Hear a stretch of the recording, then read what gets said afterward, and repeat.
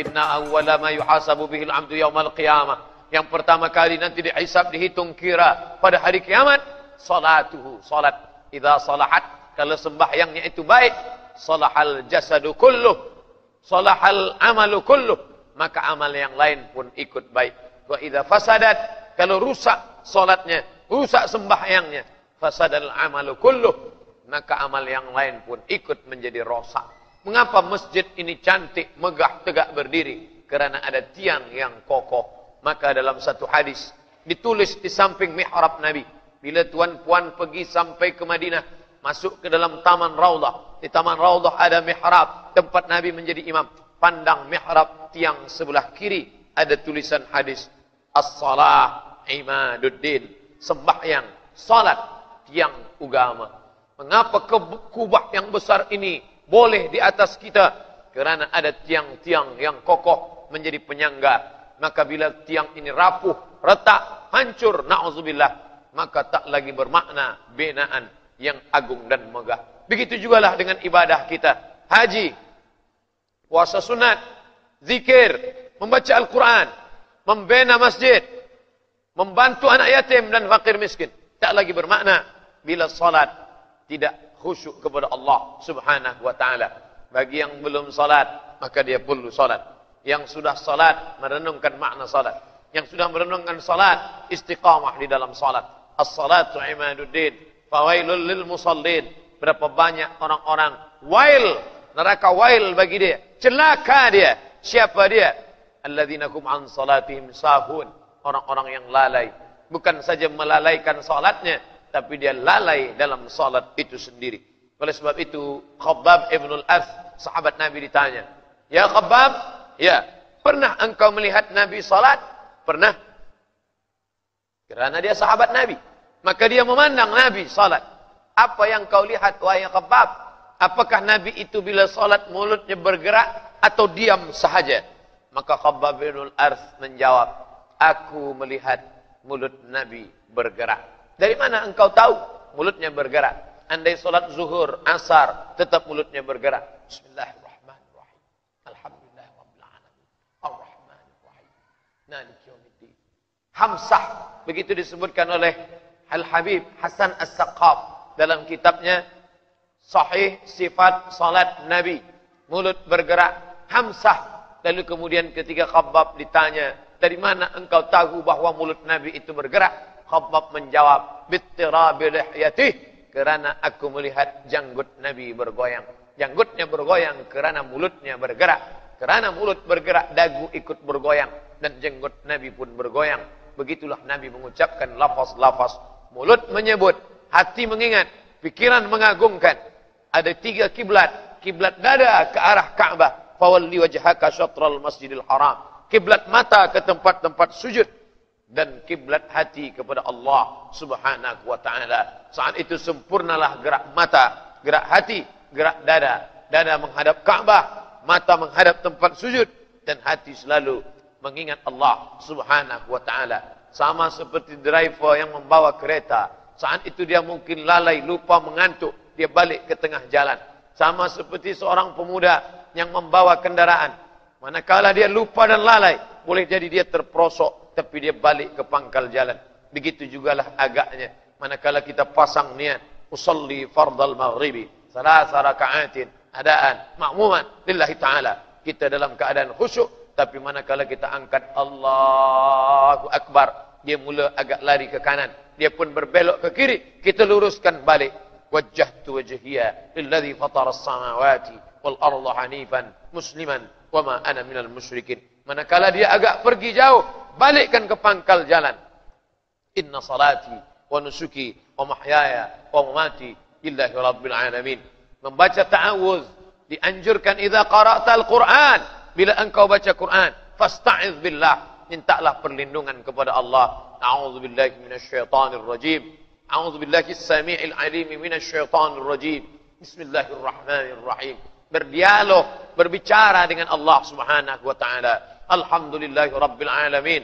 Allah menjawab, hamidani 'abdi, hambaku sedang memuji aku. Ar-Rahmanir Rahim, asna 'alayya 'abdi, hambaku sedang memuliakan aku. Maliki yaumiddin, Apa jawab Allah? Majjadani abdi, hambaku sedang mengagungkan aku. Iyyaka na'budu wa iyyaka nasta'in. Apa jawab Allah? Sa'alani 'abdi wa lahu ma sa'al. Hambaku meminta kepada aku dan dia mendapatkan apa yang dia minta.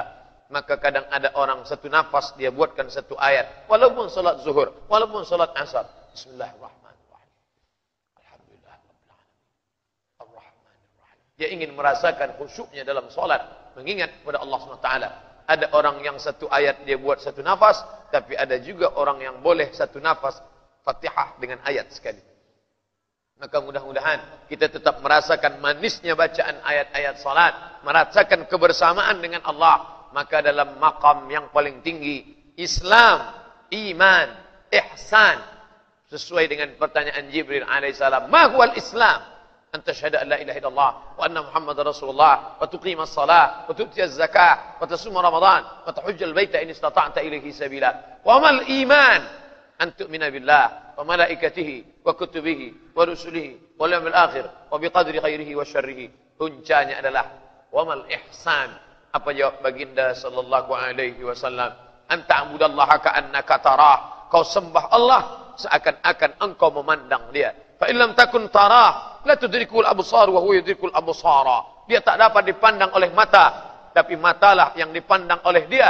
Andai engkau tidak melihat dia, maka dia yang sedang memandang engkau. Rasakanlah bahwa diri sedang dipandang Allah. Kita bukan dipandang CCTV. Kita bukan dipandang oleh orang yang punya kuasa manusia. Bila manusia yang memandang, dia boleh lelah, boleh tidur, boleh letih. Tapi yang memandang kita adalah dia. Siapa dia? La ta'khudhuhu sinatun wala naum. Saat itu kita sedang dipandang oleh dia. Maka rasakan kebesarannya. Allahu Akbar. Ada orang-orang yang manakala nanti menyesal, meneteskan air mata, penyesalan padang mahsyar saat ditanya Allah, ma salakakum fi saqar? Kenapa kamu masuk ke dalam saqar? Mereka dengan satu jawaban, lam naku minal musallin walam naku nut'imul miskin. Tak peduli kepada orang miskin. Dari masa dulu sampai saat ini orang miskin tetap saja ada. Apa maknanya? Bahwa kita membantu mereka. Mereka adalah ujian bagi dirinya sendiri. Tapi kita juga dengan harta ini sedang diuji. Apa kata kita dengan orang miskin? Sabarlah engkau kerana engkau diuji. Orang miskin berkata dan menjawab, aku sabar dengan kemiskinanku. Aku sudah berusaha, tapi engkau juga sedang diuji dengan harta yang ada padamu. Banyak orang menganggap bila dia sakit, dia sedang diuji. Bila dia miskin, dia sedang diuji. Bila kebakaran, dia sedang diuji. Bila kehilangan, dia sedang diuji. Bila kematian, dia sedang diuji. Tapi manakala dia ada harta, dia menyangka aku tidak sedang diuji. Padahal dalam Al-Quran, lebih dulu ujian harta daripada ujian nyawa. وَبَلَوْنَاهُمْ بِالْحَسَنَاتِ. Kami uji mereka dengan yang baik-baik. Kuasa, ujian. Harta, ujian. Kemasyhuran, ujian. Banyak orang yang lulus diuji dengan kemiskinan. Tapi dia gagal manakala diuji dengan kekayaan. Banyak orang yang berhasil diuji dengan kefakiran. Tapi tak banyak yang berhasil diuji dengan kemasyhuran. Datanglah tamak. Datanglah loba. Datanglah marah. Datanglah angkuh. Datanglah sombong, la yadkhulul jannah, tak masuk surga. Man kana fi qalbihi, siapa yang dalam hatinya mithqala habbatin min khardalin min kibrin, ada sombong walaupun sebesar biji sawi. Muslimin muslimat yang dimuliakan Allah Subhanahu wa taala. Maka selanjutnya Allah berkata menceritakan tentang mereka yang menyesal. Apa kata mereka? Lam naku minal musallin wa lam naku nut'imul miskin wa kunna nakhudu ma'al khaidin. Kami duduk bersama-sama dengan orang yang melakukan kesia-siaan. Bila berteman, bersahabat dengan penjual minyak wangi, walaupun tak membeli akan mendapat baunya. Tapi bila berdekat dengan pandai besi, maka walaupun tak terbakar apinya, paling tidak bau busuknya melekat juga pada asapnya, akan terkena juga pada kain dan pakaian. Maka duduk bersama orang yang tidak baik akan membuat pengaruh yang besar. Andai tidak sembahyang mereka, kita boleh tetap sembahyang, tapi paling tidak melalaikan waktu bersembahyang. Bersolat kepada Allah Subhanahu wa taala. Wa kunna nakhudu ma'al qaidin. kami melakukan perbuatan sia-sia, tak bermakna. Abdurrahman Ibnu Khaldun, seorang sosiolog, orang yang mengerti tentang masyarakat, apa kata dia? Ar-ra'iyah ala dini mulukihim. Rakyat akan mengikut agama raja-raja mereka. Bila raja-raja Melayu masa lalu suka ke masjid, beribadah kepada Allah, maka rakyat, masyarakat akan besar pengaruhnya kepada kepribadian. Bila guru mengajarkan yang baik-baik, dia bawa ke rumah Allah, murid pun juga akan turut serta. Bila berkawan dengan orang baik-baik, maka mereka pun juga akan memberikan pengaruh pada pribadi. Maka kita larang anak-anak berkawan pada orang tak baik. Kita ajar dia untuk memilih mana baik, mana tak baik, kerana pengaruh yang luar biasa terhadap kepribadian. Pepatah Melayu mengatakan, Allah bisa kerana biasa. Orang boleh berbuat baik kerana berteman dengan orang baik. Menganggap pertama suatu perbuatan jahat tidak baik, ini perbuatan jahat. Tapi manakala dia tiap hari pandang, dia tiap hari tengok, dia yang kata yang tak baik menjadi biasa-biasa saja, dan lama-kelamaan dia pula melakukan perbuatan yang tak baik. Maka dihindarkan, wa kunna nakhudu ma'al khaidin. Bila ada orang berkata jangan pilih-pilih kawan, berkawanlah pada semua orang. Kekhawatiran yang mendalam. Ada orang memancing menangkap ikan, tapi ada juga sebahagian orang tukang pancing dilarikan ikan, kerana ikan yang terlalu besar tak dapat kita mengendalikannya. Maka Nabi mengajarkan, man ra'a minkum mungkaran, bila kau pandang orang berbuat mungkar, falyughayyirhu biyadihi, robah dengan tangan. Tak sanggup dengan tangan, fabilisani, robah dengan lidah. Mengapa awak minum khamar? Mengapa awak berzina? Mengapa awak mencuri? Mengapa ada risuah? Bila tak sanggup dengan lidah, fabiqalbih, dengan hati. Apa makna dengan hati? Tinggalkan dia jauh-jauh, jangan dekati. Kerana bila kita dekat, kita akan terpengaruh, dan kita tetap akan ditanya di hadapan Allah. Kamu bersahabat baik dengan dia, apa yang pernah kamu lakukan? Boleh kamu mengatakan ini hak, ini batil? Boleh kamu mengatakan watawasaw bil haq, watawasaw bis sabr? Bila tidak, maka kita hanyalah seekor setan yang bisu kerana melihat kebatilan dan diam bersama kebatilan. As-sakitu 'anil haq, orang yang diam melihat kebatilan. Syaitan akhras, setan yang bisu. Begitu kata Abu Ali Ad-Daqqaq yang ditulis oleh Imam An-Nawawi dari kalangan mazhab Syafi'i. Bila malam ini kita masih sempat bermuzakarah, membacakan ayat-ayat Allah Subhanahu wa taala, saling ingat mengingatkan. Malam ini saya yang ingat, tuan-tuan diingatkan. Tapi sampai masanya saya boleh lupa, karena manusia tak lama ingat. Afatul insan an-nisyan. Penyakit manusia adalah lupa. Apa yang dia cakapkan dia pun tak ingat. Tapi saya tidak akan bersedih hati manakala saya lupa ada jamaah yang boleh ingatkan saya. Hai Ustaz Abdul Samad, bukankah dulu Ustaz yang menyampaikan di Masjid Khalid Ibn Walid bahawa nanti kita akan menangis menyesal?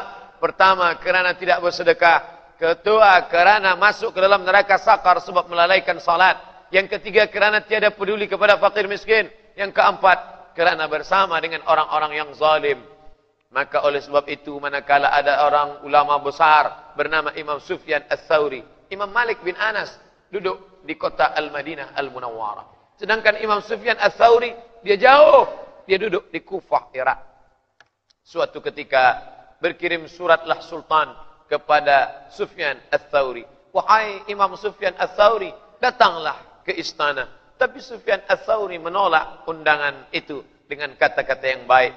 Berkali-kali datang, dia tetap tidak juga mau menghadiri jemputan itu. Sampai pada akhirnya bertemulah antara Khalifah Abu Ja'far Al-Mansur yang menjemput sahabat, yang menjemput seorang ulama yang masyhur ini di samping Ka'bah, manakala mereka sama-sama melaksanakan tawaf. Subhanallah walhamdulillah wa la ilaha illallah wallahu akbar. Subhanallah walhamdulillah wa la ilaha illallah wallahu akbar. Lalu bertanyalah Khalifah Abu Ja'far Al-Mansur kepada Imam Sufyan Ats-Tsauri, "Ya Sufyan Ats-Tsauri, ya, mengapa engkau tidak pernah mahu datang? Padahal aku sudah berkali-kali menjemput engkau." Imam Sufyan Ats-Tsauri tidak menjawab. Ia hanya membacakan ayat Allah, "A'udzubillahi minasyaitonir rajim. Wala tarkanu ila alladzina zalamu fatamassakumun nar." Janganlah dekat-dekat dengan orang zalim, andai kau tidak masuk ke dalam neraka, paling tidak engkau terkena jilatan ujung api dari neraka. Sadarlah Abu Ja'far Al-Mansur bahwa lidah ulama itu adalah teguran yang disampaikan dari Allah. Dialah yang menyampaikannya tanpa ada rasa takut dan cemas. Itulah sifat daripada ulama. Apa kata Allah dalam Al-Quran? Ala inna awliya Allah. Ketahuilah bahwa wali-wali Allah itu. Siapa wali Allah itu? Apakah yang berjalan di atas air? Apakah terbang di atas awan? Idza ra'aitar rajul, bila kau pandang ada orang yatiru yamshi 'alal ma', berjalan di atas air, yatiru fil hawa, terbang di atas awan, jangan kau pandang pada itu, kerana setan pun, iblis pun mampu terbang di atas awan, berjalan di atas air, tapi pandanglah pada istiqamahnya menjalankan agama Allah, pada takutnya melanggar yang dimurkai Allah, pada salat jamaahnya ke masjid Baitullah. Maka saat itu ada ulama yang takut kepada Allah. Itulah sifat yang disebutkan Allah dalam Al-Quran. Innama yakhshallah, yang takut kepada Allah min ibadihi, di antara hambanya, al-ulama, para ulama. Ulama bukan orang yang banyak ilmunya. Ulama bukan yang pandai bertutur kata. Ulama bukan yang membacakan ayat dan hadis sahaja, walaupun itu sifat daripada ulama. Tapi jauh daripada itu adalah yakhshallah, takut kepada Allah Subhanahu wa ta'ala. Malam ini kita sedang saling menasihatkan tentang rasa takut kepada Allah Subhanahu wa ta'ala.